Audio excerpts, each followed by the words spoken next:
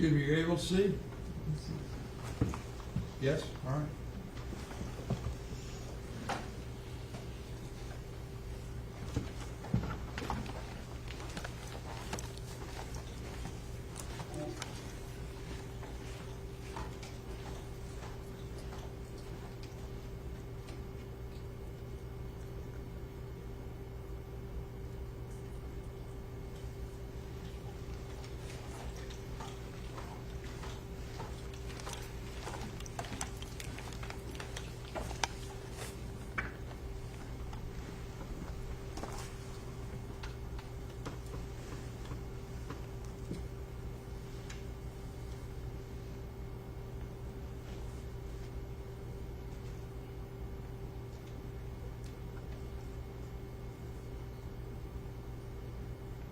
Detective Bertrand.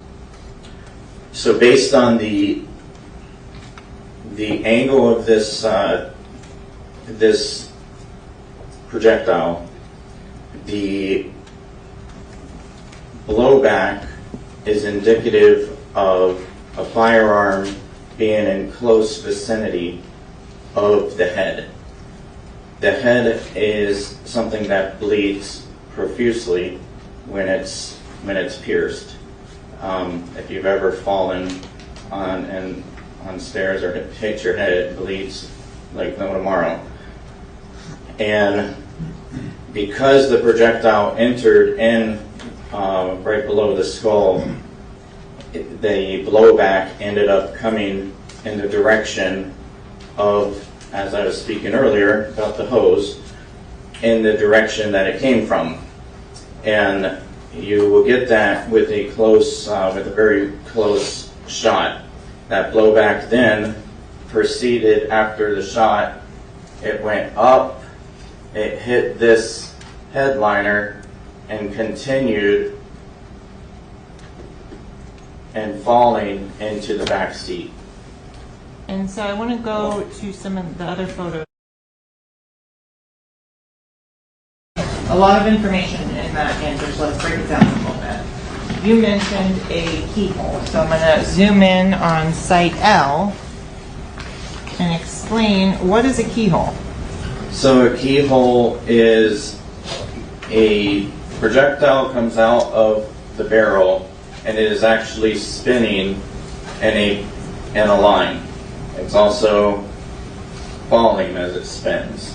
However, once you add movement to the gun at the same time the projectile is coming out, you introduce that movement to the projectile. Once the projectile has altered movement, it will start to tumble. So it's no longer going in a straight line, it is actually going like head over feet, if you will, as it's entering assignment, which is to determine if this is a drive-by shooting. And my determination was that this is not a drive-by shooting, and it's based upon this picture here, which is a very good picture to describe it. All of these rounds are done, and all but one is done at a stationary position. The shooter is at a stationary position when all but one of these rounds are going in. The one round that has some movement in it, which is round site L here, the shooter is actually moving in that to create the little bit of a keyhole that you see there. Okay, a lot of information in that answer, so let's break it down a little bit.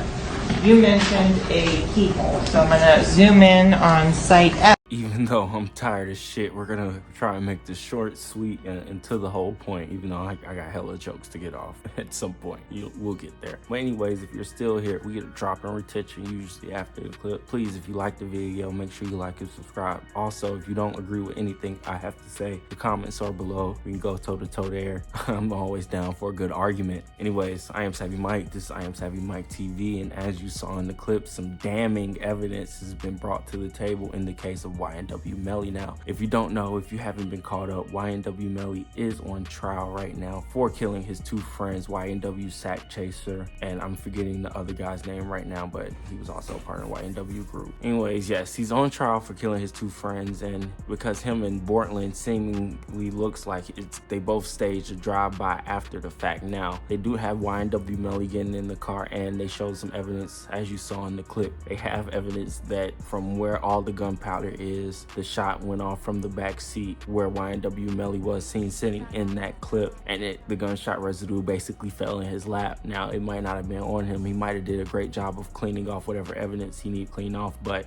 the forensics was still able to find that damning piece of evidence, if you ask me. Now, it's not looking too good for YNW Melly. I really hope he doesn't get the chair, but at the same time, if you did kill your two best friends, now I don't think this is because he was trying to join a gang. That is the next thing they were trying to push, and I was like, okay, that's not good reasoning at all. Where's the actual proof? Where's the actual evidence, the substantial evidence that you need to put this man away? And honestly, if you ask me, they finally presented it today. Now, what will YNW Melly do? What will his defense do? I don't know. I don't know honestly what they could argue in this sense, because at the end of the day, as you also saw in the other clip, they have saying where it's a keyhole, which means that if it was a drive-by shooting, the car wasn't actively moving as it was shooting at the car. The evidence they left for it to look like a drive-by shooting looks like somebody was standing and just shooting at the car. Now, honestly, they said they found no DNA of YNW Melly in the car, which is clearly not true because we see him getting in the car, so there has to be some type of DNA in there, right?